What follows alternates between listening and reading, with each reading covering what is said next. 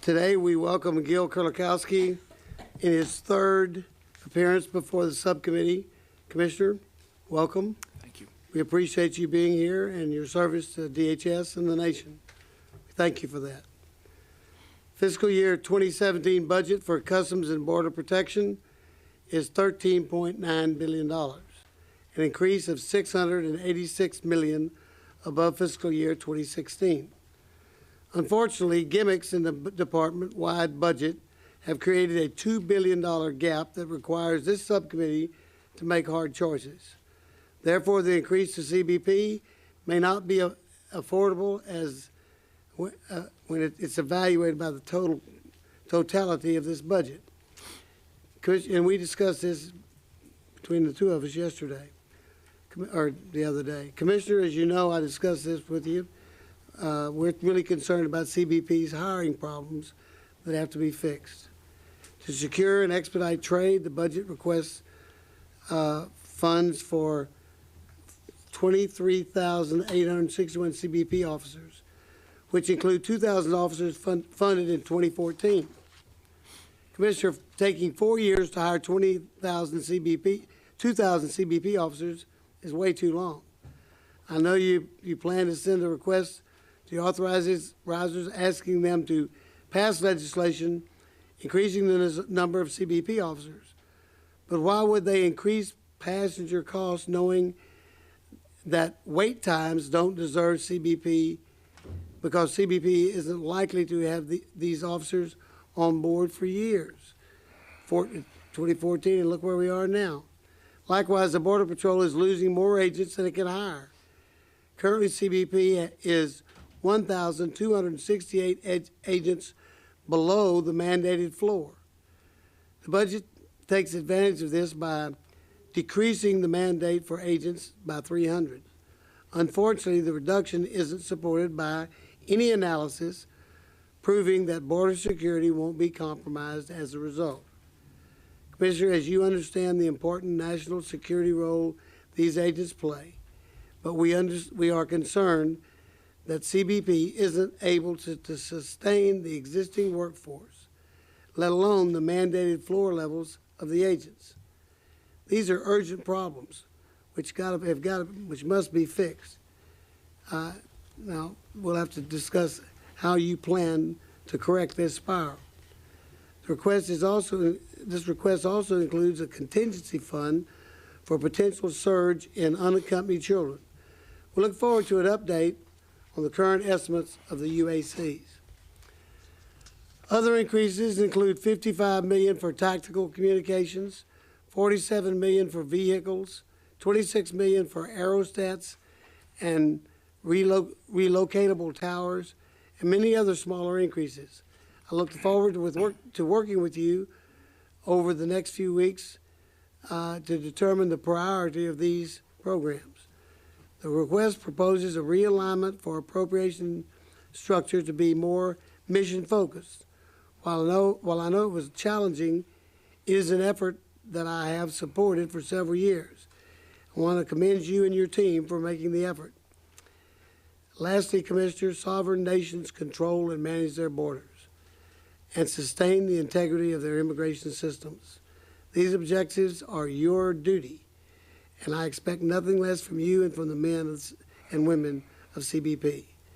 Now let me turn to my distinguished ranking member, Ms. Roble Allard, for remarks she may wish to make. Thank you, Mr. Chairman, and good morning, Commissioner, and welcome.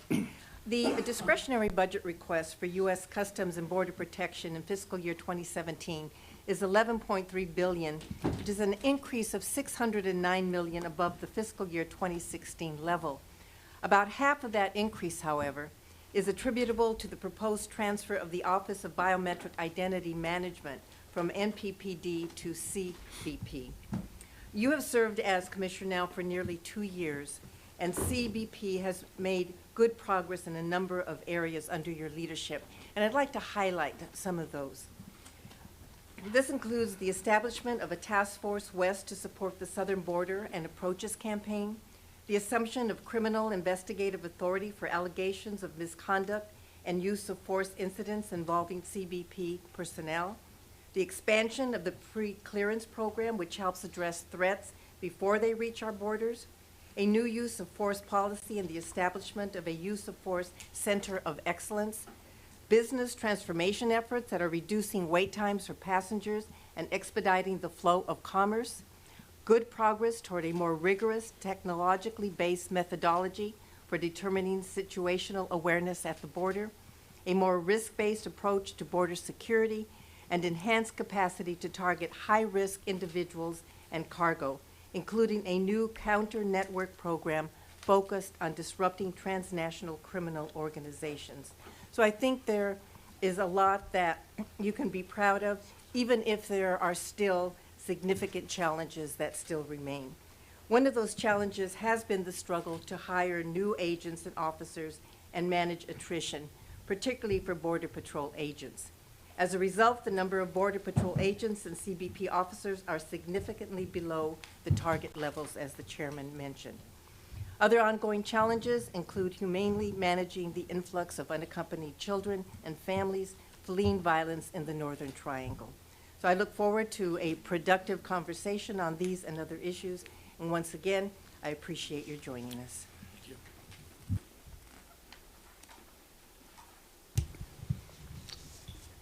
All right, Commissioner, we'll hear from you and what your comments are. We all have copies of what you submitted to us, and of course they're in it for the record. You may proceed. Good. Well, Chairman Carter, Ranking Member Roybal Allard, and members of the subcommittee, good morning. During this past year, I've certainly had the firsthand opportunity to travel not only throughout the country and visit with thousands of our personnel, but also to meet with our international partners in Customs and Border Protection, particularly in South America, Mexico, and Canada. And these are countries we share common goals with in strengthening both our country's security, but also our economic growth. I highlight this because with all of our responsibilities to protect the United States from the entry of dangerous people and materials, we also have to facilitate the flow of lawful international travel and commerce. And these goals are the same for many other countries. Well, I'm reminded of the diversity of our operational environments, the complexity of our mission, and the commitment of our dedicated personnel. And thanks to the critical resources that this committee has given to CBP, we've not only enhanced border operations, we've also laid the foundation for the changes that will increase CBP to be more operationally agile, effective, and efficient. Many of these changes are focused on a budget request of $13.9 billion, reflects some of the progress that we've made, and supports our continued investments in personnel and technology and in initiatives that are going to strengthen our security and streamline our business process. Detecting and preventing travel to the United States by a foreign terrorist fighter is our highest priority. And we recently made additional enhancements to the electronic system for travel authorization. We started immediately enforcing the restrictions in accordance with the Visa Waiver Improvement and Terrorist Travel Prevention Act of 2015, and we canceled 17,000 travel approvals immediately. We're expanding pre-clearance operations. I'd like to express my thanks to the subcommittee for the statutory changes that significantly improve the reimbursement mechanism to fund CBP's pre-clearance operations. It's a critical capability for detecting and addressing threats long before they ever arrive at our borders.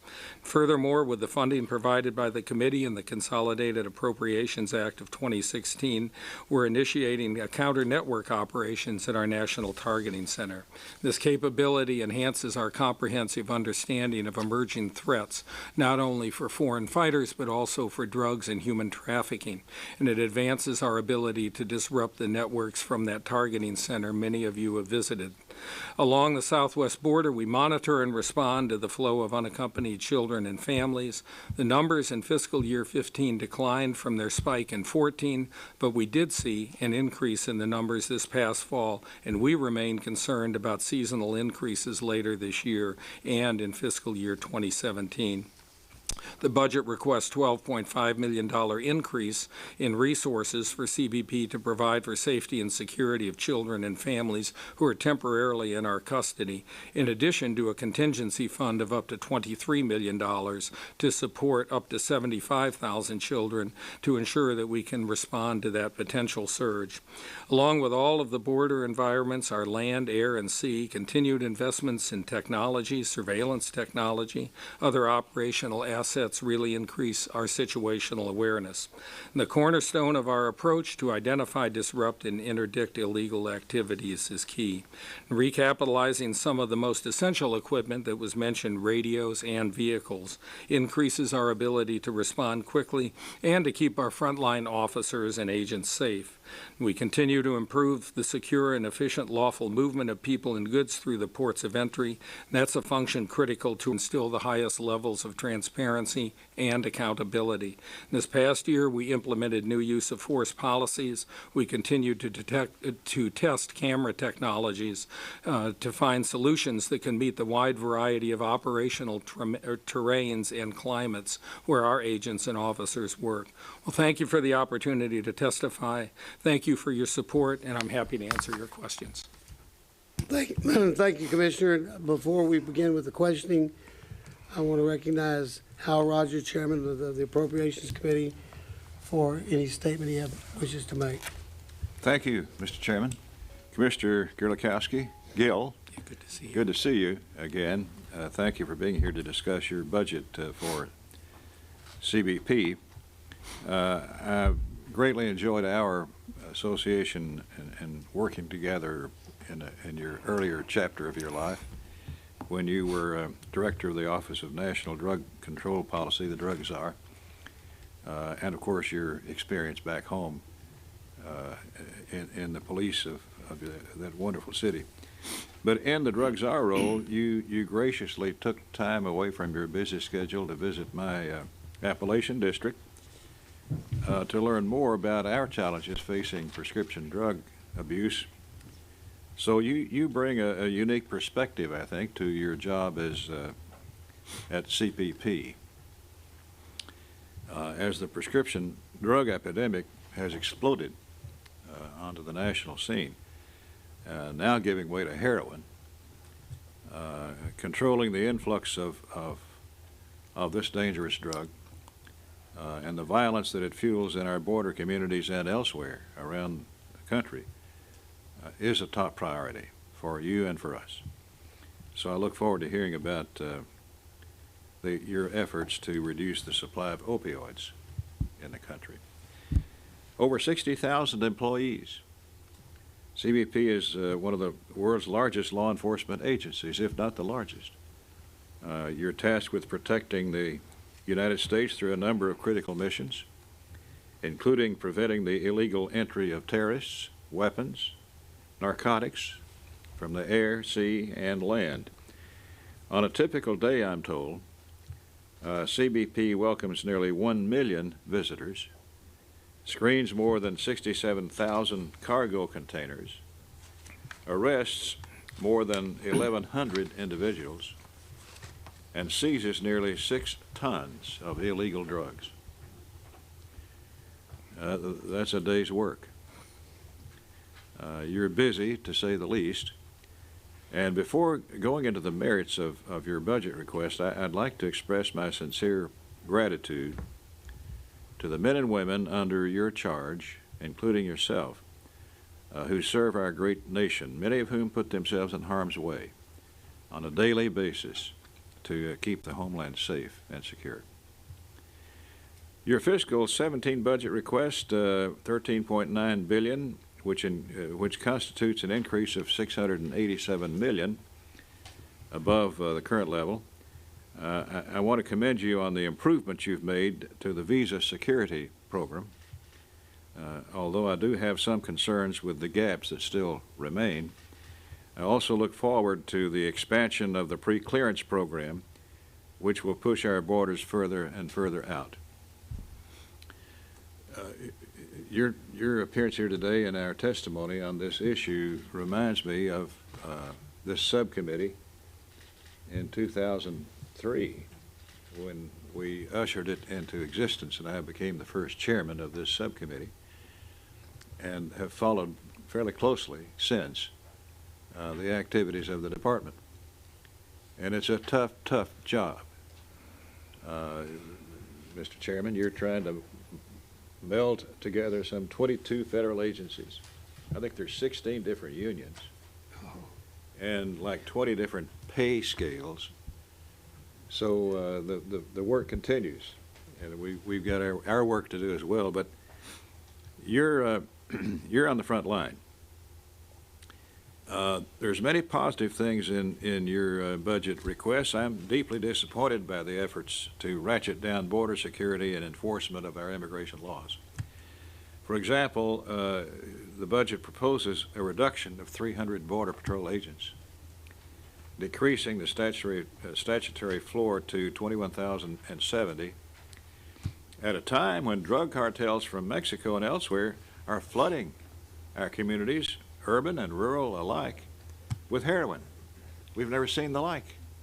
And yet the budget proposes we cut back on the people fighting that surge and that scourge in our country. Others in the administration have rightfully labeled the abuse of opioids as a national epidemic. And I cite Tom Frieden, the Director of Center for Disease Control, who says that overdose deaths, heroin and prescription pills, are taking more lives than car wrecks in the country. He calls it a national epidemic. And yet we hear from the administration, well, let's cut back on trying to fight it. Well, don't be surprised if things are different when we get through with your budget in that regard. We lose 100 Americans every day to addiction abuse, to abuse. And yet you've proposed to reduce our first line of defense against the entry of these dangerous, deadly drugs without the benefit of any supporting analysis that Border Patrol's mission won't be compromised. As I mentioned, you've been to my district. You've seen firsthand how these drugs are destroying rural communities in Appalachia, and of course you've been all over the country and you see the same. While you and I agree that reducing demand through treatment and education is critical, we mustn't lose sight of the fact that enforcement remains a critical prong of our holistic strategy on this scourge. Stakes are high, and we must do everything in our power to combat this scourge. I look forward to continuing to work with you to provide the resources that you need to do just that. Another crisis that is being caused by the drug cartels is the massive influx of unaccompanied alien children and families at our southern border. We've seen a surge in drug cartel and gang violence across Central and South America, fueled by the production and trafficking of drugs. These thugs and murderers are wreaking havoc on millions of people, forcing many to flee to other countries, including the U.S. Recently, there's been an unprecedented spike in unaccompanied minors crossing our southern border. In the first 4 months of fiscal 16, Border Patrol has apprehended 20,000 unaccompanied alien children. That's double the number that were apprehended in the same time frame last year. Unfortunately, this humanitarian crisis does not appear to be subsiding anytime soon, the reality of which is reflected in your budget submission. You've requested resources to support a revised baseline of 75,000 unaccompanied child apprehensions, as well as a contingency fund should that number be exceeded. Our committee will analyze this request, and my hope is that we can provide the necessary resources for CBP to handle the influx of these children at our borders. In addition, virtually half of the 5.2% increase in your budget request comes from the transfer of $305 million for the Office of Biometric Identity Management, which, as you know, like fees, requires authorization from other committees. Unfortunately, the President has sent us a budget after budget after budget that requests large increases in funding and offsets them by using budget gimmicks, like increasing taxes and fees that he knows are dead on arrival here on the Hill. Finally, I'd be remiss if I didn't mention President Obama's executive order on immigration. As you know, this still remains one of the most divisive issues in Congress and in the country indeed at large. The President's unilateral action demonstrates that he has no intention of working with Congress or respecting our constitutional authority. Unfortunately, you and your agency are caught in the middle of this fight, and it has made passing an annual appropriations bill for Department of Homeland Security incredibly difficult. It also makes it impossible to move forward on any meaningful immigration reform while the President remains in office. So, Mr. Commissioner, thank you for being here today. Thank you for your service to your country, and we thank you for leading this agency. Thank you, Mr. Chairman. Commissioner, I'm going to start off with the questioning here. And the flag I raised as I was talking to you, staffing is something that you're concerned about, I'm concerned about, and I want us to discuss it. Hiring, we'll talk first about the Border Patrol and afterwards about aviation hiring. I understand that the Border Patrol is currently 1,268 agents below the mandated personnel floor of 21,370, a floor that's not new. It's been around for a while. So the under-execution of agents is not due to hiring up to a new level as it is with the customs officers, but sustaining the existing workforce. I'm going to have a series of questions. We're going to pause, let you answer some of those, and then we'll move on. What are you doing to address the hemorrhage of agents from the Border Patrol? I would note that while we have been hiring CBP officers, we have consistently lost Border Patrol agents over the last year. To ensure that stations are manned to the suggested and needed levels, do you foresee a need to reinstate a hardship designation for certain stations or create other incentives to help prevent the attrition of agents? With a reduction of overall numbers, do you anticipate a need to re-examine and restructure how the Border Patrol mans stations and forward operating bases? So I share very much the concern that we've discussed on this hiring issue, and for the Border Patrol to be in a downward spiral, which means that we are not able to hire as fast as attrition, is very concerning.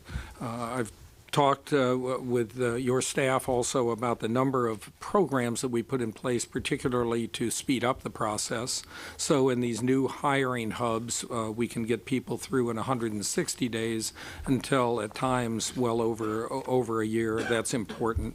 The close cooperation with the Department of Defense as people leave the Department of Defense and the active duty military, to be able to hire them into the Border Patrol or into Customs and Border Protection is particularly important. Working with Congress on additional pay for some of the very difficult locations that they work on, hardship reimbursement would be particularly helpful, along with things that we've discussed around the age issues. When we talk about the Border Patrol, you know, we realize that their salaries were cut anywhere from $3,000 to $5,000 as a result of the AUO, the additional overtime money.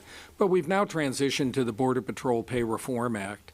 You should be very happy to know that 96% of the Border Patrol agents who have now opted into the number of hours that they would work have opted into the maximum number. So instead of a 40-hour work week, they will work a 50-hour work week for the additional money, which they are clearly deserving of.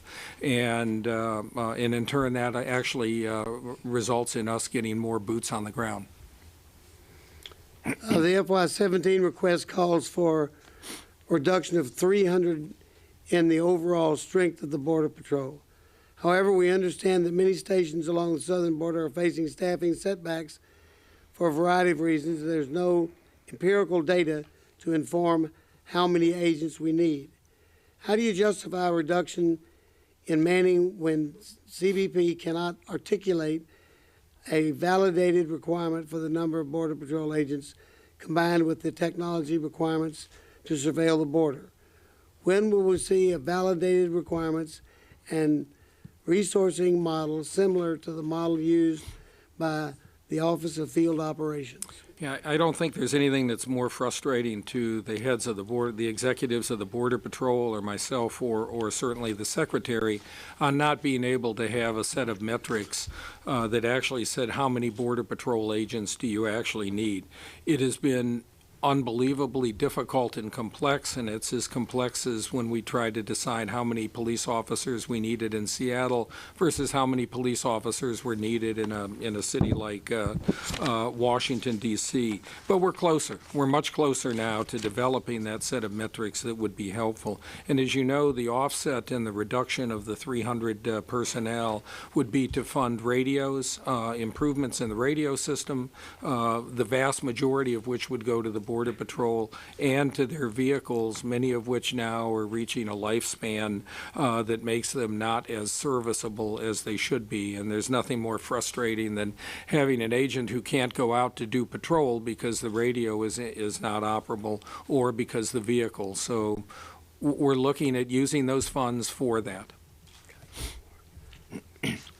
Commissioner, while we have long discussed the hiring of customs officers and Border Patrol agents, I'm equally as concerned with the vacancy for air interdiction agents, marine interdiction agents, and air crew enforcement agents. By your own numbers, CBP is 12% below the goal for air interdiction agents, 93 below the goal of 775 agents. How can we efficiently utilize our air assets if we don't have enough pilots to fly the aircraft? It's my understanding that Corpus Christi is only manned to fly 2, maybe 3 missions at a time. Yet we have 6 P-3s and 3 UAS stationed at the facility. Do we hire more agents or rehire or retire the aircraft? Are vacancies impacting air operations? Further, I hear pilots coming out of the military who have been flying combat missions overseas are failing the CBP polygraph. What is CBP doing to address hiring and polygraph issues? How do we address air crew vacancies for the P-3s who are mostly former Navy when the Navy is no longer training P-3 air crews? So one of the difficulties in hiring for air and marine is that it's a very competitive environment. And one of my last flights, the first officer had been a pilot for us in San Diego and was now flying for Delta. And so we know, and we've seen this huge increase in both domestic passenger travel and also international travel by air. So we're in a competitive environment. One of the difficulties has been, though, that this requirement that a pilot coming out of the military must also undergo the same level of scrutiny or screening that someone hiring from outside would go through. Quite frankly, they come with a top secret clearance if they're a pilot in the military. I don't see any reason why we can't continue to work with the Office of Personnel Management and others to bring them on board much more quickly without going through as many hoops as we would go through for others. The last thing that I'd mention is that in the, amongst all those different job descriptions in air and marine, we have, I think, 4 different pay scales, and we are interested in working toward the same law enforcement pay system that the FBI and the Marshals and DEA have, which is law enforcement availability pay, LEAP pay, which provides an additional 25% of their salary for the extra hours that they would normally work. And we kind of like to level that playing field for all of them. So we'll continue to keep working on that. But of course, I think you know too, our push has been to hire, with the appropriated money, the additional Customs and Border Protection officers, plus to stop the bleeding in the Border Patrol.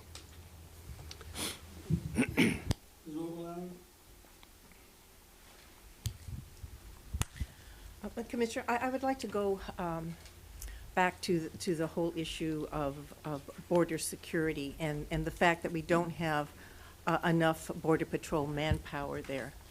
And we also hear a lot about the fact that, we have to secure our border. And when I go back home, I hear a lot of anxiety about that because the impression is that our borders are fairly open and that they're unprotected. So in practical terms, how does CBP define its border security mission, and what are the essential measures by which we should be judging CBP's performance? So we look very much, particularly with the Border Patrol, between the ports of entry. We look very much at the security that the Border Patrol, do they have operational awareness or what we'd call situational awareness? Do they know the number of people that may be attempting in the particular areas that they're coming across? They also have the information and the liaison with their state and city and county partners all along the border, and we know that many of those border cities from El Paso to San Diego to Tucson have some of the lowest crime rates of any of the large cities in the country. So understanding and recognizing that there are also places, and this is where we use our unmanned aircraft, that there are also places that are so desolate and so rugged and so difficult that we're not seeing people attempt in any way, shape, or form to cross or enter the border illegally. Well, if they're not using those locations, we need to take those finite Border Patrol resources and allow them and put them in the places where we do have greater numbers. But as a police chief, I was always held accountable for managing our people, responding quickly, making sure they were trained and had the equipment they needed. But I was never held accountable for a crime-free city, whether it was Buffalo or Seattle. There will always be gaps, and we will work very hard to make sure that those gaps are narrowed. I'd like to go now to an issue that we discussed during last year's hearing, and that's the treatment of unaccompanied Mexican children who cross the border, which is different from those children that are coming from Central America. Last July, GAO released a report on the treatment of unaccompanied children in DHS custody, which made a number of recommendations pertinent to Mexican children. GAO found that CBP personnel were not appropriately following the requirements of the Trafficking Victims Protection Reauthorization Act. For instance, CBP forms lacked specific indicators and questions agents and officers should use to assess whether a child has credible fear of returning to Mexico, could be at risk of being trafficked if returned, or was capable of making an independent decision to voluntarily return. The report also found that CBP personnel did not document the basis for the decisions they made relative to these factors. GAO found that CBP repatriated 95% of unaccompanied Mexican children it apprehended between 2009 and 2014, including 93% of Mexican children under the age of 14, even though CBP's 2009 Memorandum on the Treatment of Unaccompanied Children states that children under 14 are generally presumed to be unable to make an independent decision. I saw that the department recently signed new repatriation agreements with Mexico, and to what extent were those agreements in response to the GAO report, and what specific changes to repatriations do they entail? Well, as a result of the questions in the discussion last year, and also as a result of the GAO, we did a new series of training for the Border Patrol to make sure that those questions are appropriately asked and that the responses are appropriately recorded for that decision involving Mexican children. At the same time, within the last month, Assistant Secretary Burson and Director Saldana from ICE were in I believe Arizona, to sign new repatriation agreements with Mexico to make sure that there was close coordination with the government of Mexico upon returning someone, so that they wouldn't be returned at night, they wouldn't be returned in an environment that may be considered hostile or dangerous, and that their property, whatever property they cross the border with, would be also returned with them. So I think that progress in the training and progress in the additional repatriation agreement with Mexico is helpful. And as you know, the vast majority of the unaccompanied children that we are apprehending are coming from the 3 Central American countries, and really not Mexico right now. I see that my time is up. Thank you, Mr. Chairman. Chairman Rogers. Mr. Commissioner, you and I have been working many times together over the years to curtail drug trafficking and abuse. I've said many times, and I've heard you say it many times, that there is no one answer to the problem. That it does take enforcement, treatment, and education, holistic approach.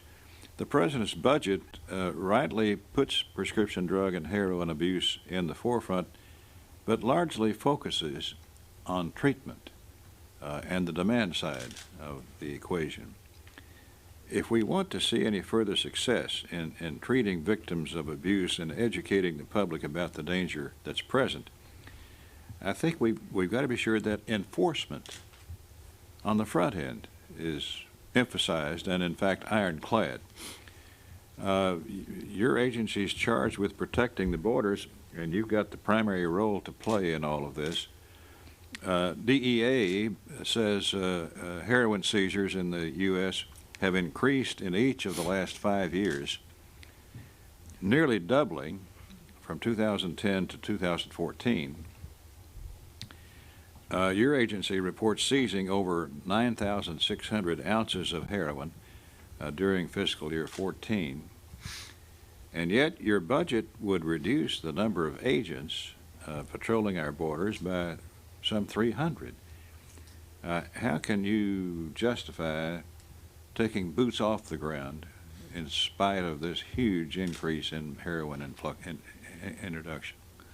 Mr. Chairman, I go back to a couple things. One is that on the heroin issue, the majority of any heroin that we seize is not between the ports of entry. It's smuggled through the ports of entry, whether it's in San Ysidro or El Paso, or whether it's at JFK Airport. Heroin seizures almost predominantly are through a port of entry and either carried in a concealed part of a vehicle or carried by an individual. We don't get much heroin coming that's seized by the Border Patrol coming through, and I think just because there are a lot of risks to the smugglers and the difficulty of trying to smuggle it through.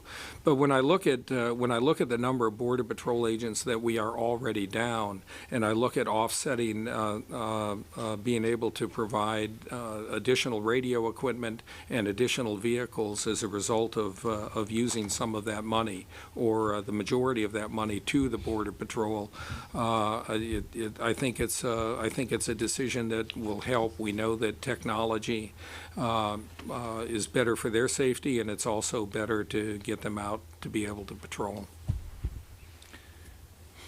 Changing subjects. Okay. The visa waiver program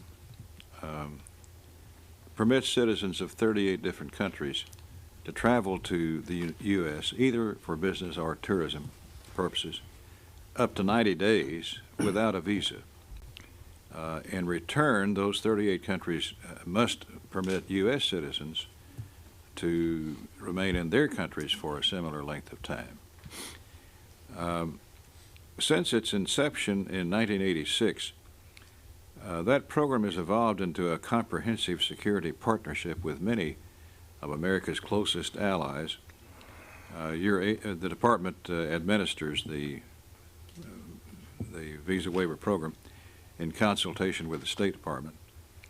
And they utilize a risk-based, multi-layered approach to detect and prevent terrorists, serious criminals, and other bad actors from traveling to this country. With the advent of the terrorist era that we're in now, The Congress deemed it impossible to live with that kind of a free border program with 38 countries in the world for fear of terrorist infiltration undetected. So we passed the Visa Waiver Program Improvement and Terrorist Travel Prevention Act of 2015, which established new eligibility requirements for travel under the Visa Waiver Program to include travel restrictions. They don't bar a person from coming to the U.S. point blank, but they do require that the traveler obtain a U.S. visa, which then gives us the chance to investigate the background of the person. So in December, that law was passed. Can you outline for us the programmatic changes concerning aliens from these countries, how soon you'll be able to implement the changes if they're not already there? So Secretary Johnson, several months before the passage of this, authorized an additional series of questions to be put into the ESTA, this system in which we would record information with more detail and more specificity. For instance, more specificity when it comes to the location that a person would be staying, additional contact information such as cell phone and email, those types of pieces. And then when the law was passed, particularly the fact of dual citizenship with the 4 countries that were outlined, we canceled 17,000 travel approval requests that had already been basically approved. As you know, this ESTA system lasts you can use it within a 2-year window. One thing that isn't always recognized with this system, though, is that a person is continually vetted. Those names are run against databases every 24 hours. So if you applied and you weren't going to travel for another 8 or 9 or 10 months, every single day your name would be run against a series of databases, because we don't want you suddenly to say, now I'm going to go ahead and use the ESTA. It's already been approved. I'm going to get on a plane. And we say, well, wait, in the last 48 hours or 72 hours, some information of a derogatory nature came up and needs to be worked on. We work closely with the Department of State. I testified recently at 2 hearings on this issue. I think the fact that we were able to cancel those 17,000 visas or ESTAs and require that those individuals then go back to an embassy or a consulate and get a waiver, and we will continue, including standing up at the National Targeting Center along with the State Department personnel sitting right next to us, a terrorist prevention group that will look at this much more in depth on a 24-hour basis. Are you properly staffed to handle this increased workload? In the budget, we requested an additional, I believe, 40 personnel to go to the targeting center. I would think that, frankly, if there's a real jewel in the crown in CBP when it comes to prevention, I would say our national targeting centers for cargo and passenger anticipation of things that could be dangerous or people that could be dangerous. And I know a number of members and a number of staff have visited it, and I would encourage them to see that 24/7 operation. But asking for these additional people, including working in a counter network division to work on human smuggling and drug smuggling is a good prevention technique.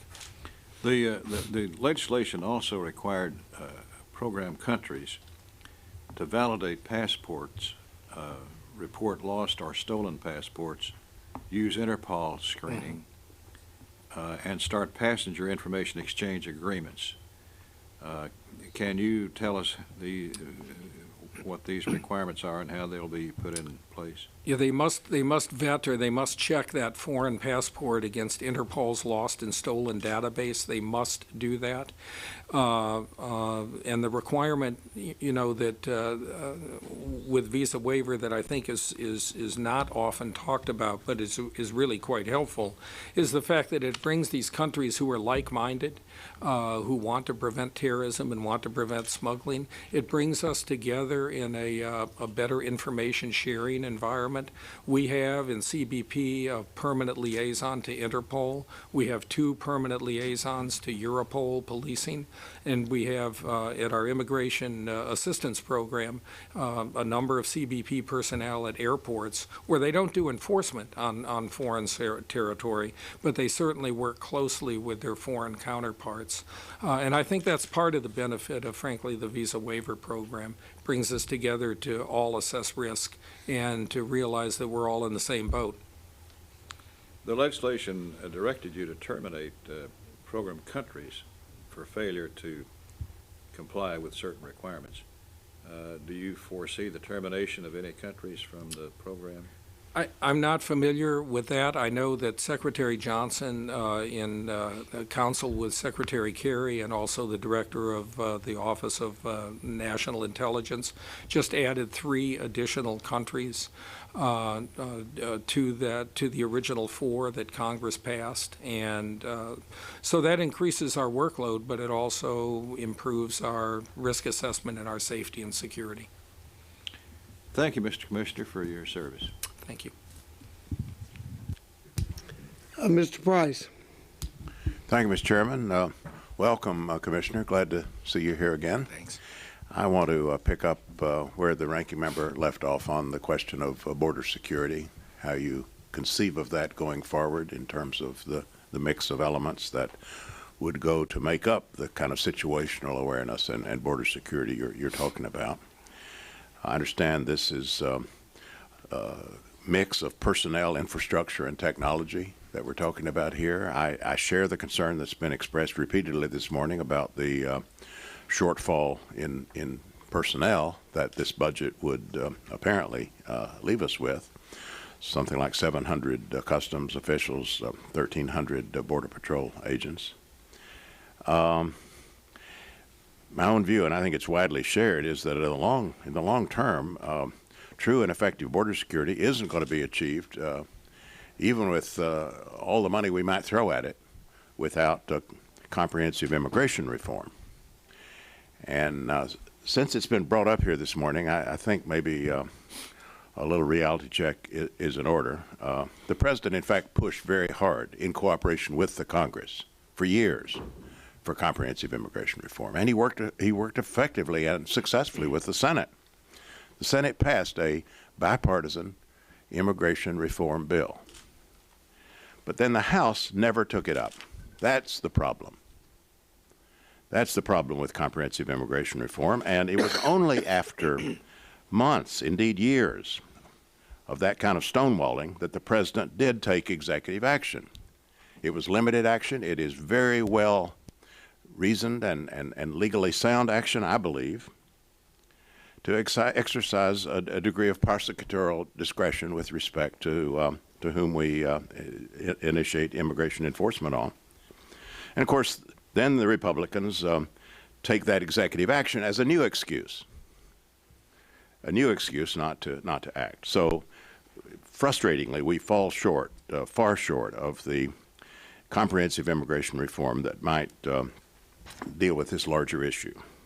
So we return to border security, and that issue too has become inflamed in recent months, thanks largely to the presidential campaign. People with little or no immigration enforcement or policy experience, including some high-profile presidential candidates, have said once again, we can simply build a fence. We can seal the southern border, and one actually says we can send the bill to Mexico. Now, when I was chairman of this committee, the fence loomed very large. And we appropriated on this subcommittee for hundreds of miles of pedestrian and vehicle fence. We attempted, with mixed success, I have to say, to exercise some measure of cost-benefit analysis with these various segments of the fence. But we built it. There was a huge political push on at the time to build that fence. Well, now it's back. Now the fence is back, and I'm going to give you a chance to comment explicitly on this. So what does a secure border look like, and do we need more fence? It does mean that when we have that situational or operational awareness and we know what's coming and where our gaps are, that's particularly helpful. And the fence that has been built, I think it's approximately 600 miles of different types of fencing, including tactical fencing, very high fencing, double and triple fencing in some locations, and some to prevent a vehicle. The Border Patrol uses that type of technique and those types of fence technologies in order to move people that may be attempting to come across into different locations where they can have more resources. We also, clearly recognize that anyone who has traveled and spent time on the border, as I think every one of the members here has, that there are lots of locations in which fencing and walls would not be able to be built, would not work, and would not be able to withstand. And even with the fencing that we have, we spend considerable resources repairing and keeping that fencing in line. So, we think it's the combination of all of the other things that we do, tactical aerostats, patrols, infrared, fixed towers, ground sensors, on and on and on, that make for a more secure border. Would it be your judgment that the budget you've submitted gets that balance right in terms of the mix of elements going forward? Are there major gaps, major omissions that you would look to be addressed in later years? No, I think the budget that we've submitted is a very realistic budget. I think that I would be very happy, as I'm sure every member of the committee would be, if we could hire and get the number of Border Patrol agents and Customs and Border Protection officers fully trained and on the job.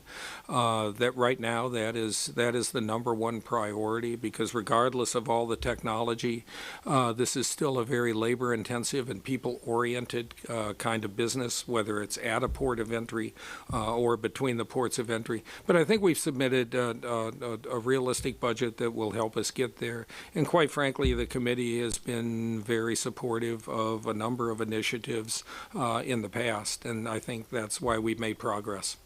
Thank you. Thank you, Mr. Chairman. Mr. Stewart. Thank you, Mr. Chairman. Commissioner, thank you for many years of service, and to your peers as well, law enforcement all around the country. It's a difficult time to be in law enforcement, and once you know that many of us support you and the efforts that you're trying to undertake.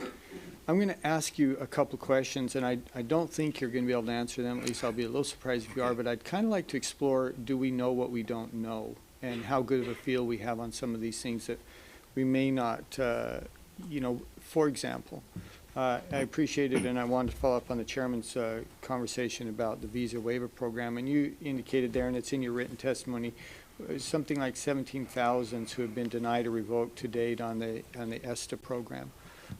Do we have any idea of those 17,000? Is that 90% of those who maybe we should have identified? Is it 50%? Do you have a sense for how successful that is? The 17,000 are the dual citizens with Right. with those four countries. So that's fairly easy to identify. And I would tell you that looking at it is a mix of people. If we've been able to, is there somebody in that mix that probably might not have or should not have gotten that? I think that's very possible. But also it's people who fled Iran during the overthrow of the Shah in 1979 that have been haven't been to Iran in 40 years but still have dual citizenship, and they were canceled too. So it was a broad brush, widely supported by certainly Congress and the president. But that's a relatively easy thing to do. Identify those who have the dual citizenship of those targeted countries, and I'm guessing you identified most of those people, wouldn't you say? Well, we identified them through the fact that they had Right. already, we knew in the system that they were dual citizens. Much harder, though, to identify those. The visa waiver legislation required us to identify those who had traveled to some of these serious, not Syria, but some of these questions or countries in question. Do you have a sense for how successful we've been in identifying those people, because, and let me elaborate and then I'll allow you to answer. That's a much harder thing to do, and we need partners in order to do that. They may be traveling from Europe, that we would be unaware of that travel were it not for our European partners or counterparts who made us aware of that. And Department of Homeland Security, the director, really was pretty firm on several countries, France, Belgium, Germany, Italy, Greece, gave them a February 1 deadline to fix what he called crucial loopholes. Can you give us an update on how our partners are doing in providing us this information? Because again, we would be unaware of it without their input, and they hadn't done a good job of doing that previous. Have they gotten better? Are our partners doing a better job of giving us that information? A visa waiver results in a lot of partnerships including the exchange of information. So one, the relationship, particularly after the attacks in Paris, continues to get strengthened about the necessity of exchanging and sharing information. You are exactly correct when you talk about that it is much more difficult than to detect people because of either broken travel. So we rely, one, on another partner in another government to perhaps tell us about that. Also, people do self-declare about having traveled to one of the countries. And then lastly, when you enter the United States and that passport is gone through by that Customs and Border Protection officers, just as we did with during Ebola screening, we do come across people that have traveled to one of those countries. I think 2011 was the cutoff date that you put in place. So, Commissioner, being short on time, let me just ask the question simply. Department of Homeland Security asked these identified partners gave them a February 1 deadline to close these loopholes. Would you say that they've done that effectively? I'd say they're much better, but I couldn't answer for every one of them, and I'd be happy to provide that information to you or your staff. I wish you would, and Okay. I think it's something we're going to have to, keep our eye on, because some of them are more effective than others. And let me ask very quickly, one of the things that we identified, and I think many of us recognized as something that we had to expand our capabilities, and that was using social media to identify someone who may be entering our country and pose a threat. San Bernardino, there was indications that there was some social, not only, I'm not talking about the radicalization, I'm talking about those who are maybe radicalized trying to enter our country. And if we'd use social media as a tool, we would raise red flags and be able to say this person is someone we should look more closely at. Previous to that, we hadn't done a good job of that. I don't think it was a policy to use that tool. Can you update us?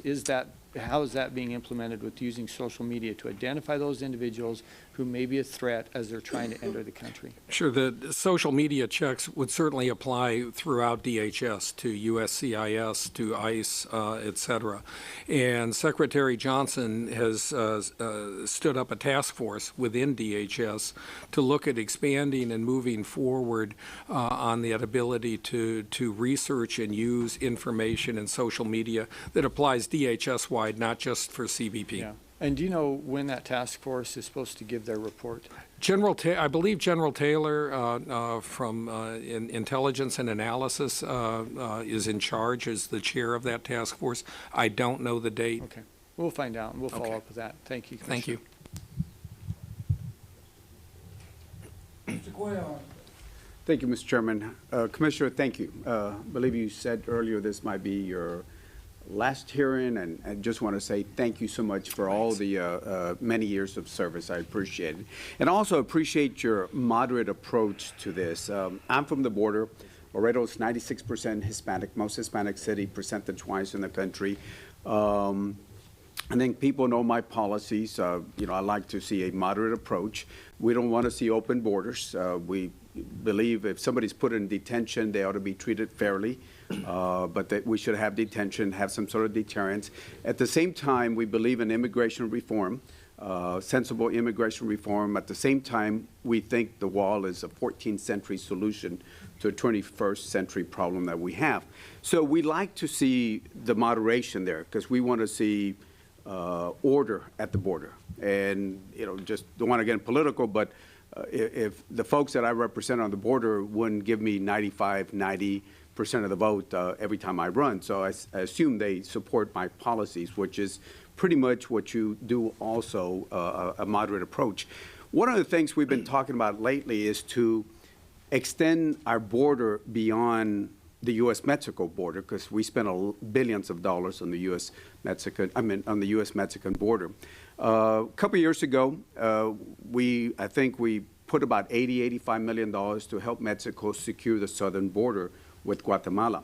I saw some figures that over a period of time, they actually deported more people than Border Patrol did over the same amount of time. So just $80 million did a lot to help Mexico for us to extend our border. We were in Costa Rica, the Cubans, that's a totally different issue. But we were there, the Costa Ricans were telling us in December that the people that are coming in trying to get into the U.S., they had people from Ghana, Somalia, Nepal, and literally name the country, and they were there.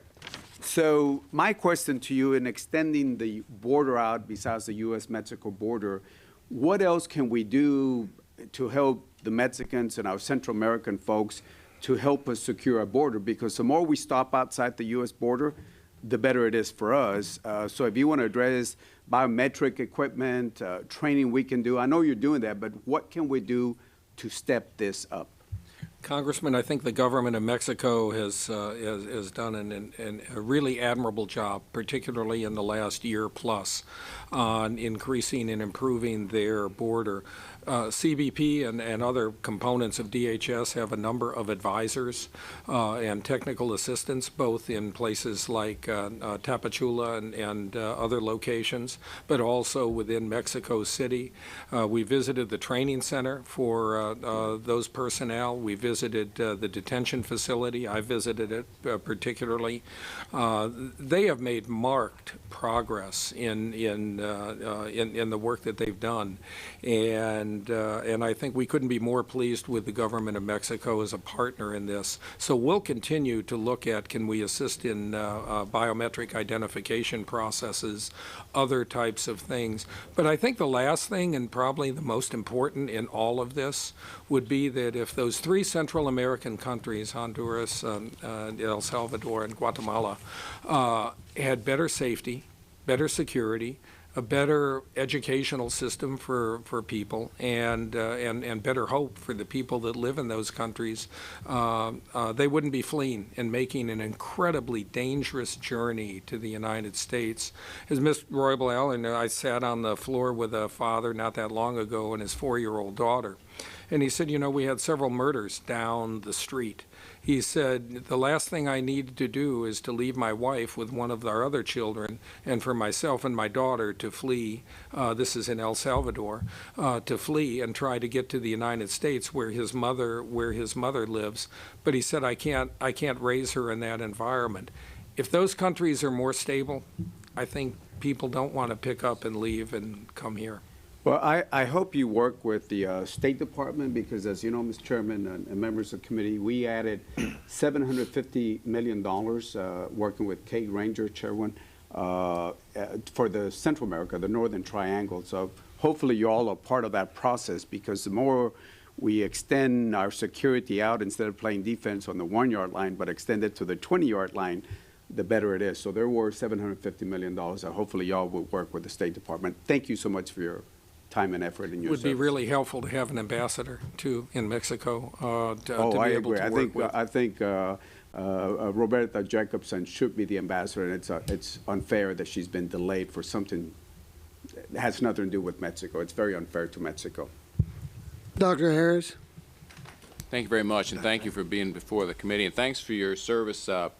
You know, we've got your resume here, and it's pretty impressive, including, of course, your service over at the Office of National Drug Control Policy. So I'm going to follow up with what the chairman of the full committee asked about a little bit, which is the role of your organization now in controlling drug traffic. I think there was testimony last year that that your department, or your, U.S. Customs Border Protection, doesn't have a zero-tolerance policy, that, in fact, people found crossing the border with marijuana or other drugs, actually, there's no zero tolerance. You actually don't refer for prosecution everyone who attempts to enter our country and poison our youth. So I've got to ask you, why? I don't actually know of any policy like that. I know that people are apprehended with drugs, whether it's small amounts that they're carrying for some personal use, or whether it is multi-ton or multi-kilo loads. All of those, to my knowledge, would be referred to the United States Attorney, and it would not be up to Customs and Border Protection to make a decision for the Department of Justice as to whether or not prosecution would be accepted. And frankly, if I did find out that we did have a policy where we were making those decisions rather than where they belong with the Department of Justice, I would reverse that policy very quickly. Well, you were head of the Office of National Drug Control Policy. Would you be disappointed with the Department of Justice if, in fact, they had set minimum amounts of marijuana to be brought into this country before they would be prosecuted? I would tell you that... I mean, that seems like it would be a waste of time for your agents. Your agents go, you track them down, you find the drugs, they think they did a great job, you turn it over to the DOJ, and DOJ looks the other way and says, we're too busy. I would tell you that I understand that depending on the United States Attorney's offices along the border from Texas to California, that the number one client for prosecutions is Customs and Border Protection. We keep them busy with everything possible. I think there are clearly going to be cases that they are not going to, and these are questions better answered by them, but I think there are clearly cases that, given the finite resources that they have, that they are not going to be able to accept for prosecution, either because of prosecutorial merit or because they've set some guideline. But I would tell you that we make those referrals all the time, and we're happy to make sure that they have everything. I have assigned 5 attorneys in our office to be cross-designated as assistant United States attorneys, just to help out in those areas so that they can have additional prosecutors. And if we need to assign more attorneys to do that, to help them out, then that's what we'll have to do. Thank you very much. You know, I was a little disappointed when back in 2009, I guess, you know, the administration decided, and I think you agreed, to stop using the term war on drugs. And honestly, I think if you look at the heroin epidemic we have now, it's exactly the result of the leadership of the country saying that we no longer have a war on drugs. Just my personal opinion, rhetorical question. Let me go on to the visa waiver program, because I just have a question about this, because as you know, part of the controversy is that this decision was made to, on a case-by-case basis, permit waivers for people from, business people from Iraq or Iran who are conducting business. I believe those are the two case-by-case. Can you tell us, since that program was put in place, how many, since it was case-by-case, but who makes those case-by-case decisions? The process, if there was a request, and there's never been a request, and to my knowledge, there is not even a pending request for anyone to use that example. But we would use the unit or the group that we stood up in the National Targeting Center to review those. There are a series of questions that a person would have to answer if, in fact, for example, it was a business case. We know that there are waivers already in existence, general waivers in the law for government officials and for military, but there would be a whole series of questions, and we would have to validate through that system. But right now, I don't know of there is not a single pending request or even one that's been made. So Iran's objection seems to be much ado about nothing? I don't know if it's merely too early in the process for some of these additional requests, but I do know that no request has been made. Okay, and just one final point, and this would be pretty brief. It has to do with the integrated fixed towers contracts. These were, you know, supposed to be important parts. The certification was delayed. Now there's no. Is there money in the budgets for the rest of these towers? Are they going to proceed on time? There is money, and they are proceeding on time. The Border Patrol was required under the contract, and rightly so, to certify that these expensive pieces of technology are actually operational and are helpful. And I think, as many members of the committee know, the attempt to build a virtual wall in SBInet resulted in pretty significant investments of taxpayer dollars in some technology that did not prove to be useful to the agents on the ground that actually needed it. As I understand it, the Border Patrol has certified that the integrated fixed tower is a useful, helpful tool that expands their visibility on the border. Thank you very much. Yield back. Dr. Harris, you'll recall I mentioned the pretty strong rumor, at least on the Texas border, of the 200-pound rule on marijuana. I didn't get a response from the Attorney General when I asked her about that. Mr. Young. Thank you, Mr. Chairman. Commissioner, welcome. Nice to see you. Thanks for what you do. I want to talk a little bit about the Customs and Border Protection's use of UASs, unmanned aerial systems. And I had gone down to the border last year, early last year, and noticed things, UAVs and aerostats. And can you talk a little bit about where those are being used, how they're being used, and where they're being used? Are you seeing a drop in border activity? Because it seems to me like many times this can simply be a real deterrent by seeing these intimidating blimps or drones up in the sky. And can you just reassure us or talk about the relationship between using the UASs and in conjunction with your agents?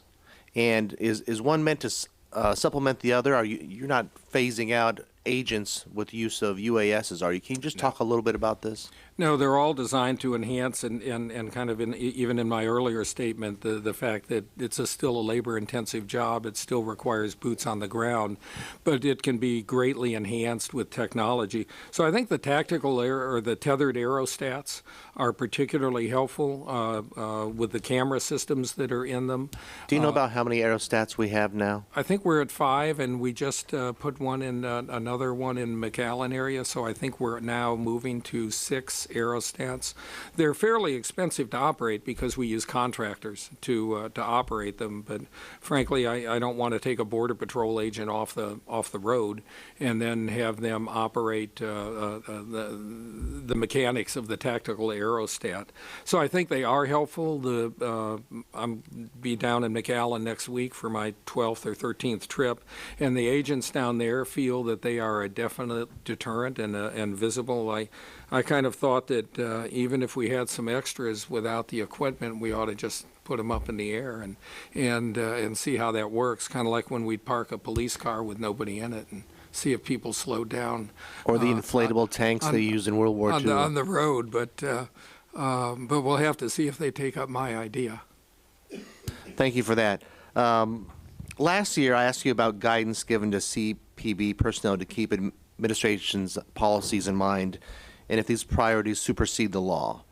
And last month, the House Judiciary Committee heard testimony from a CPB agent that undocumented immigrants are no longer given a notice to appear order and are released without any means of tracking their whereabouts.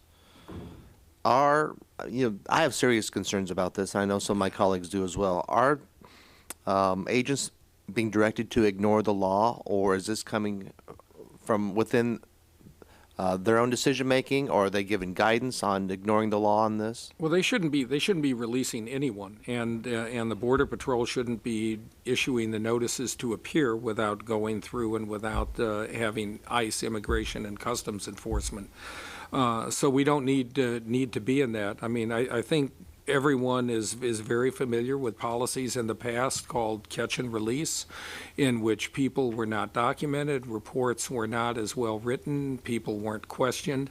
There is no one that's apprehended today that isn't, unless they're under the age of 14, that isn't fingerprinted and photographed, that isn't debriefed about how did you get here, was there a smuggler involved, who did you pay, how much did it cost, all of that information. But we don't need and don't want, and I would not stand by if the Border Patrol was releasing people without going through all of the formalities that are required. Well, did this concern you when this Border Patrol agent gave this testimony before the Judiciary Committee on this? So the concern I have is quite often the Border Patrol Council, which is the union, is probably not the most knowledgeable organization about what's actually going on. I think unlike you know, when I had police officers in Seattle, they would follow the law. Then there is room within the law to actually do things, and if they weren't happy with doing that, it's kind of like, well, if you really don't want to follow the directions that your superiors, including the President of the United States and the Commissioner of Customs and Border Protection, then you really do need to look for another job. Well, there's some serious concerns out there that the law is not being enforced. And last year when with Ice Saldana was here, and she gave intimations and pretty much a statement saying that their goals and principles and priorities should take precedence even over the law.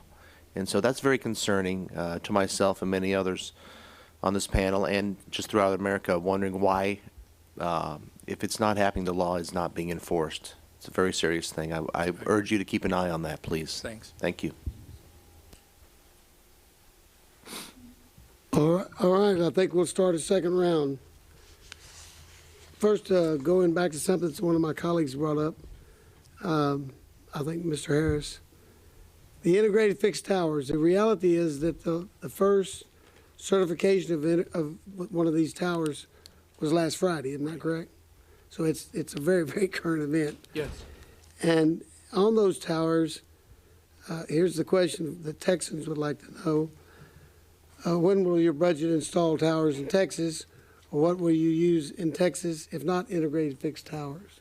So I think that part of the delay with the integrated fixed towers was the fact that that contract was protested. And as we know, when a contract is protested, it takes a long time then to overcome that. But that fixed tower in Arizona is up and working. We know that the additional aerostat in Texas is very helpful. And if there are other locations, including those within Texas, in which that fixed tower would make a difference, then I would like to move forward with that. I couldn't be more specific, but I'm happy to get back to you on that. Well, it wouldn't be the first time that we have looked around and seen resources going to Arizona that we really needed in Texas, and so I think I'm required to ask that question. I got the message. Okay. We understand that the department is exploring an outcome-based approach to metrics that would measure the effectiveness of our border security. How is CBP working with the Secretary on this initiative? And how will it change the current CBP metrics, which are more input-based instead of outcome-based? And what does the preliminary data suggest for border security between and at ports of entry? I understand the results differ compared with existing metrics. Yeah, the Secretary and I think everyone, including CBP and the Border Patrol, is frustrated with either the lack of metrics or the metrics that exist. What do they really tell you? And almost like I believe it was Dr. Harris, kind of, you don't know what you don't know, would be one of the questions. So the Secretary brought in a number of people from the Department of Defense and others that have been working pretty closely with all of us to gather as much information as possible about what are the measures and what should be looked at and what are the determinations that would be most useful in things like determining the number of Border Patrol agents, how secure is the border, what are we missing, et cetera.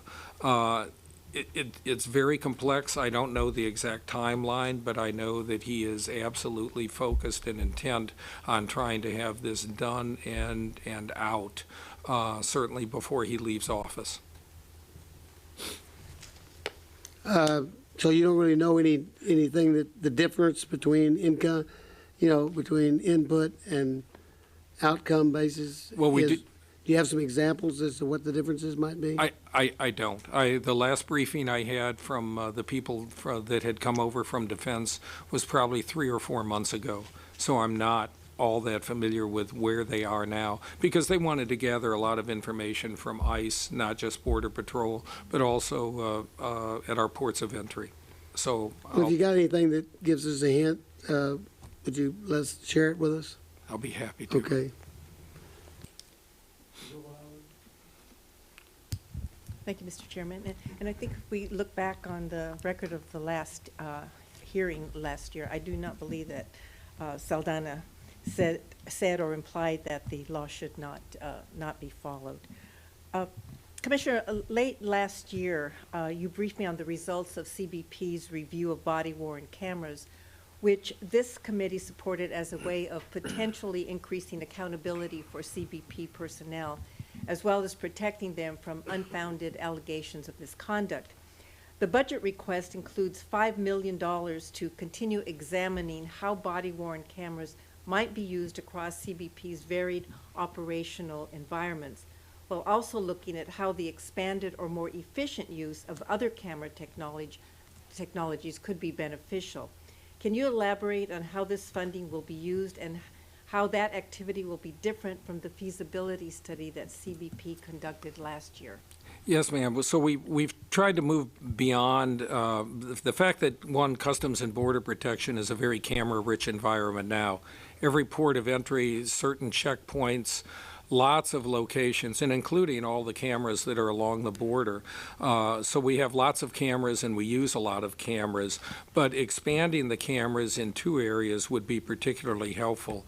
One is that our marked vehicles do not have dash cameras, as many police departments have, like Los Angeles and others. We want to be able to use part of that $5 million to put those cameras in those vehicles, because we do end up in apprehensions and pursuits, et cetera, where that record would be helpful. Expanding cameras at the checkpoints, the permanent checkpoints, the number would be helpful. And also on our boats, we've had two fatal incidents, one off the coast of California and one with the British Virgin Islands within the last year, of fatalities involving enforcement actions. And our boats are not equipped with those cameras. The difficulty that we've had with body-worn cameras and our air and marine agents will be testing them out as they interact with people at locations. But the difficulty with the body-worn cameras for our Border Patrol agents is that we did not find a camera that withstood the environment that they worked in for more than about 3 months. Since that time, and since we have had a number of discussions with vendors who have come forward with either ideas or ways to improve those cameras, because we think it would be helpful. And, you know, I spent time over coffee with a number of the agents who field tested the cameras. You know, they were very positive about it. The Border Patrol Council, the union, in this particular case, has indicated support for body-worn cameras. So we'll keep looking at the technology. Okay. And how long do you anticipate that this next phase will take, and when can we anticipate that CBP will make a decision about improving and expanding the use of cameras, including the body-worn cameras? It's relatively easy to improve and expand on the cameras in all of the locations that I talked about, except for the agents out in the field in the rough terrain. I would certainly make it a goal of mine before I leave office at the end of this year to make sure that we've developed body-worn cameras that agents can wear and rely upon. Okay, and what progress has been made in addressing the major procedural and policy challenges associated with using the cameras? I think the most help that we've gotten has been from the non-governmental organizations who are very involved in body-worn camera issues for state and local law enforcement. They have been a part of the discussion and over what would be the best policies.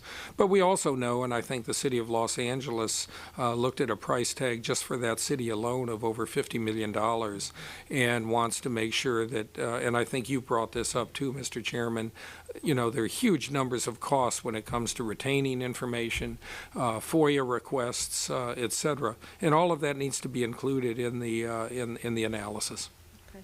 When you arrived at CBP, I and many others had significant concerns about allegations of the improper use of force and other types of misconduct among CBP personnel.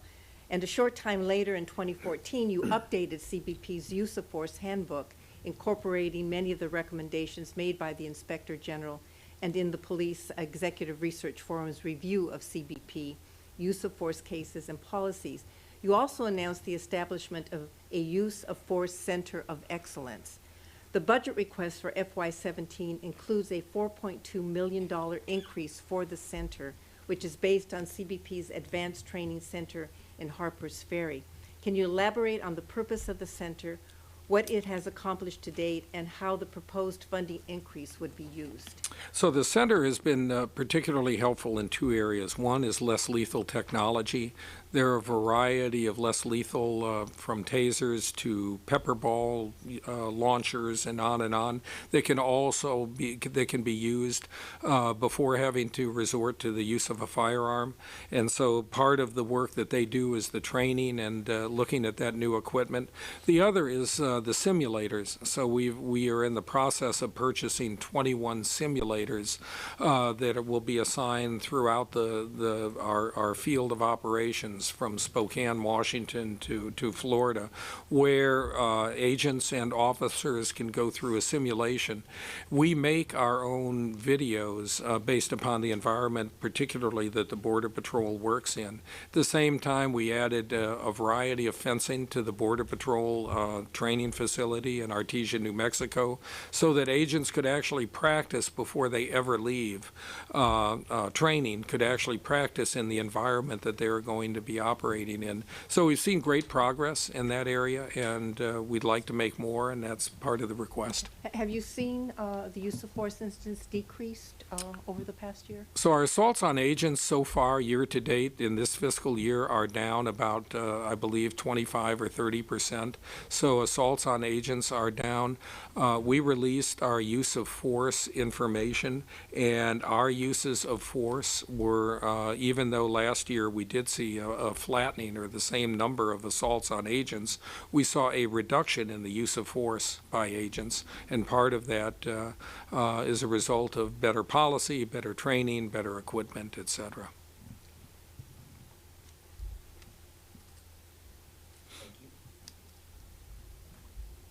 Question. As you well know, it is critical for CPB officers to be able to transmit information they gathered so it can be done for national security purposes.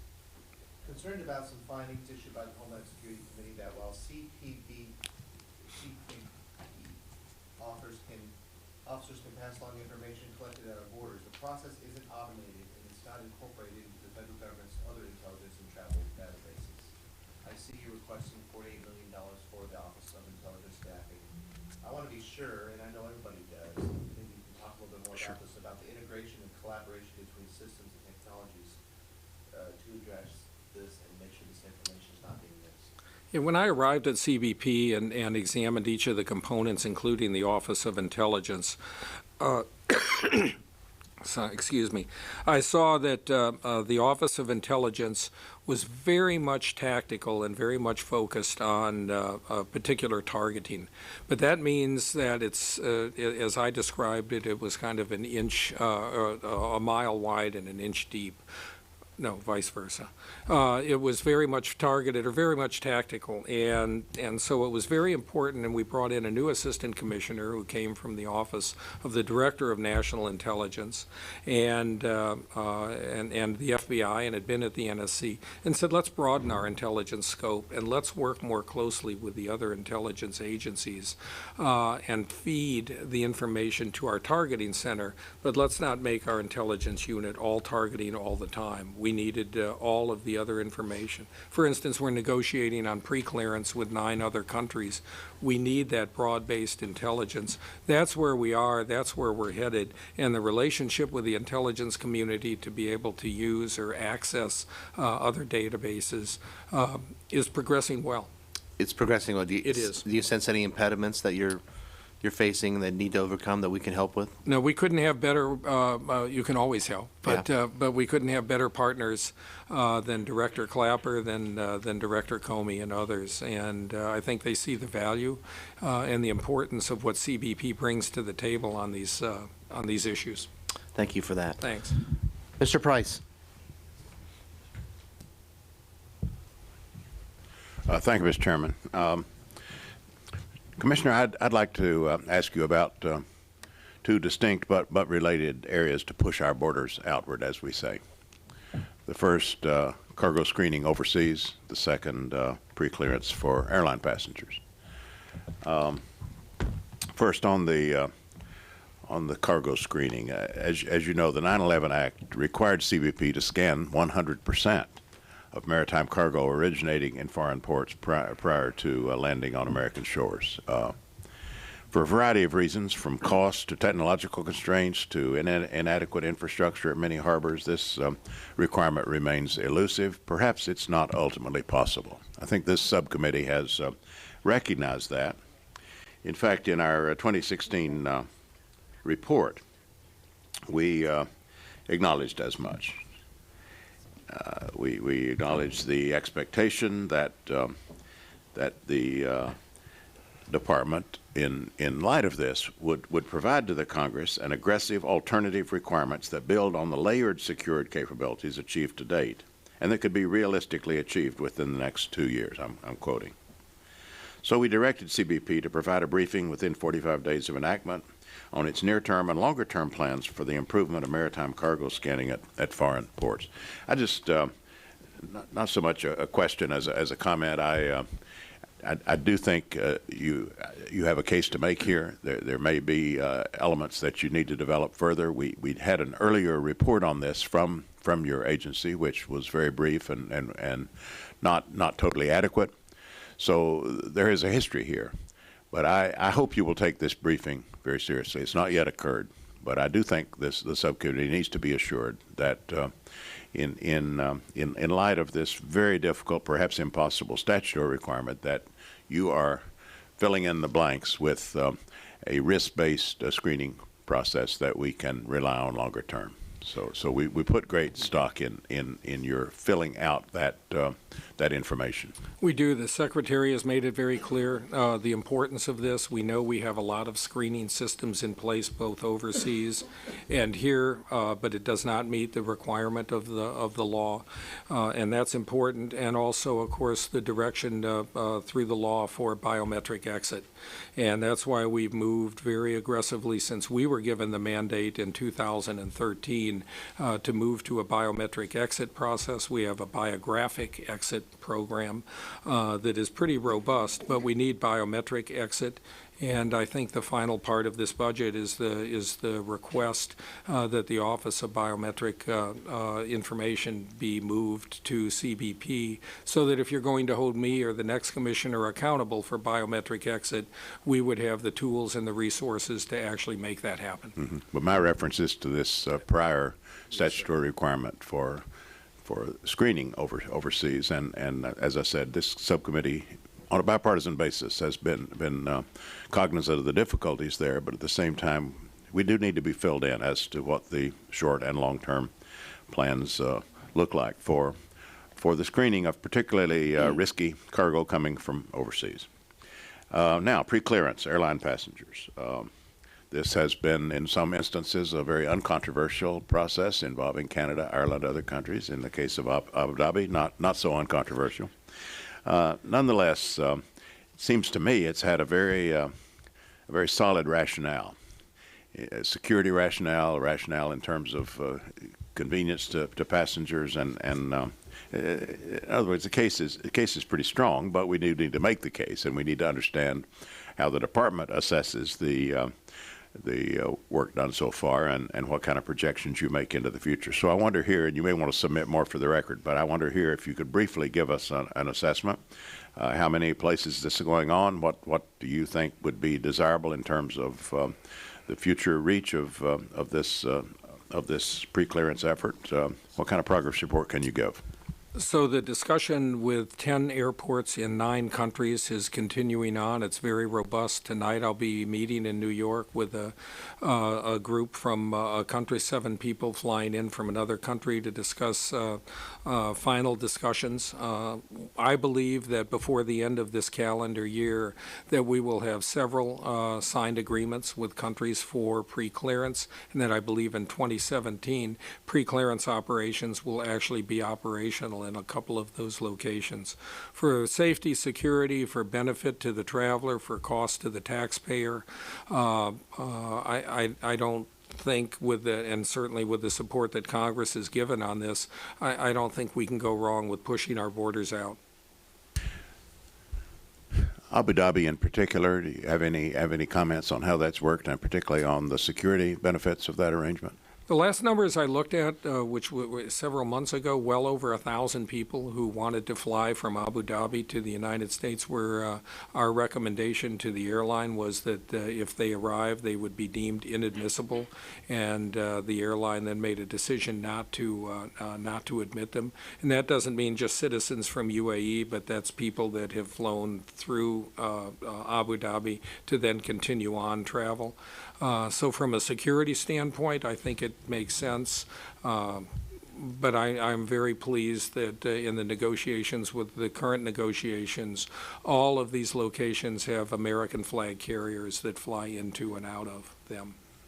That's the requirement going forward. Yes. It was not true of Abu Dhabi at the time. That seems remarkable just on the face of it. 1,000, you say? Yes. Do you think those thousands of people otherwise would have come to this country and be dealt with at one of our ports of entry, or is there something attracting these people to maybe try? They would have been Try their luck. I mean, we apprehend and deny admissibility every single day, and they would have landed in the United States. They would have been deemed inadmissible based upon the information we had. They would have, the airline would have been required to place them on the next flight back, the next return flight. They would have been held during that, they would have been incarcerated during that period, or maintained in a secure location until getting back on that flight, where we escorted them back on the plane, and they left the United States. Thank you. Thank you, Mr. Chairman. Dr. Harris. Thank you very much. Let me ask a little bit about the OIG report on the forward operating bases, which I'm sure you've seen. And I understand, and they say that your organization responded, but it seems it's pretty serious, because these are pretty important operating bases. Are you committed to addressing all the problems they found? The first problems, and the ones that were certainly most significant, involved the quality of the water, and we made changes. One of the difficulties with an organization this vast and this widely dispersed is that sometimes by the time the information gets to me, it's like, what is being done, and in how many days is this already gone? I've made it clear that the safety and security of our personnel, whether it's in where they work, is key to that. So these forward operating bases, which can be quite helpful but are also quite remote, need to be secure, and they need to be well maintained, and we need to work with our staff and GSA to make sure these locations are better. Okay, thank you. Yeah, I appreciate that, because you're right. Our agents do need to have secure facilities and good facilities where they're working. With regards to export enforcement, I just have a question that obviously the sanctions that prohibit U.S. exports to Iran still remain in full effect, with the exception for civilian aircraft.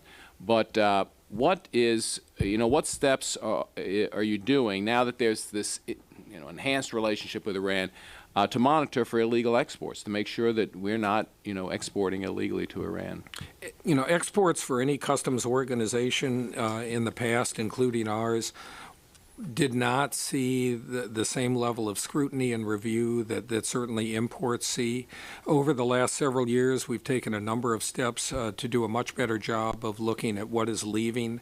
There is a program in which large numbers of exports from well-known manufacturers here in the United States may leave the country, but that the manifest of what was leaving the country would not be transmitted until it was already on a ship and already going out. So we're working with industry because we want the manifest in advance before it ever gets on a boat or ever gets the ability to leave. And we also need to make sure that we're working closely with the intelligence community and others on things that may be exported to a country that could be hostile to us, that they never get to that country. Fine. And one final question. I'm just not sure this is your jurisdiction, but the Homeland Security Secretary is supposed to deny entry to the U.S. of any Iranian citizen seeking to enter the U.S. to study for a career in the fields of energy, nuclear science, and nuclear engineering. Makes great sense. We don't need to train our enemies. And under the JCPOA, the law is to remain in effect for the next 8 years.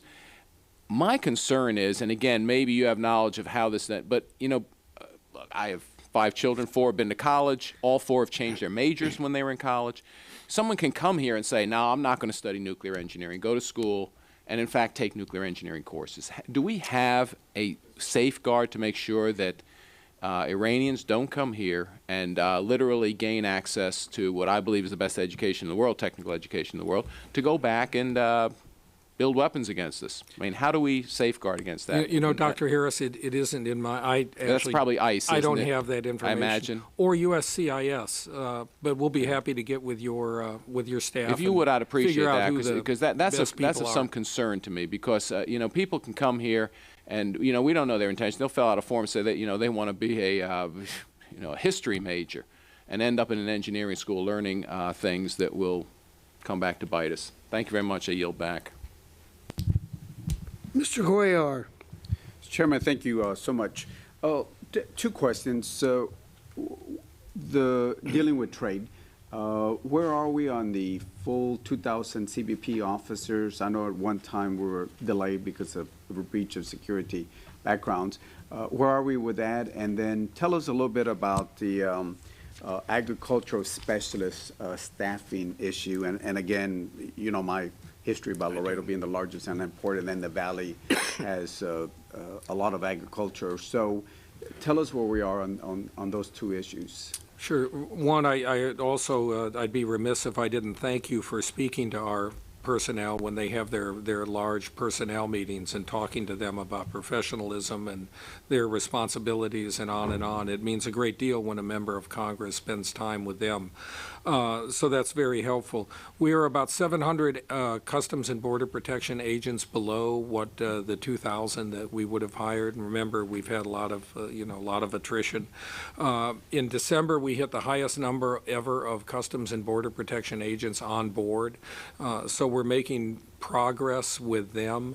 That's particularly helpful. We also did not ever have a staffing program or a workload analysis for our agriculture specialists. And quite frankly, after 2003 and the fact that we were put together as a result of that, combining in the Department of Homeland Security, it was all security all the time.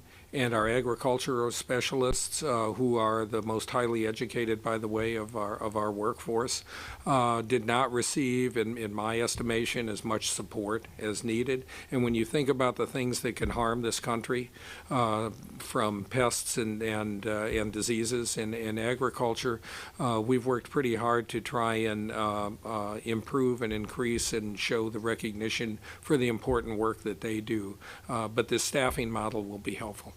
Okay.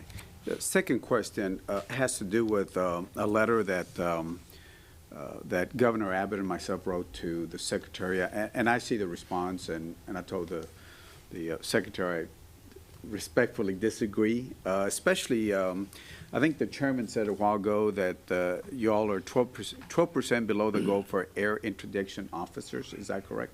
Yes. Yes. So if there's air crew vacancies, and we provided funding, full funding to the National Guard. And again, I disagree with the way the Secretary had looked at, and you know, he does a great job, and I appreciate it, where he was looking at it 1 month from January to December to January, when actually when you look at the longer one, it's you know, it's actually 171% increase on just unaccompanied kids, 102% on families. But regardless of all that, but if we're short, we have vacancies. The National Guard got funded. I would ask y'all, without due respect to the letter I got from the Secretary, I would ask y'all to look at that again one more time, because, Mr. Chairman, I am going to request some language, especially if we fund it, that we put that back again, especially if your numbers are correct and they've been confirmed that 12% under the goal of air introduction. And all we want to do is provide the men and women the support, air support. I can understand if we didn't provide the funding, blame Congress, but in this case, we did provide the funding. So again, you don't have to give an answer. I would just ask you to just respectfully consider our request again. And we would never blame Congress. And again, my last question, again, Commissioner, thank you for all, I wish you the best for the end of this year. And again, I really appreciate your dedication and the men and women that serve along with you. Thank you so much. Thank you very much. Commissioner, I too want to join my friend from Texas in thanking you for your hard work. Please convey our appreciation and thanks to all the members of the U.S. Customs and Border Protection Agency. They do a tough job in a tough environment, and as we talk and question, we all know, because all of us have been there, and those that haven't are going to go, because they need to know the kind of rough environment that y'all have to work in, and we hope God blesses each and every one of you. Thank you. Thank you.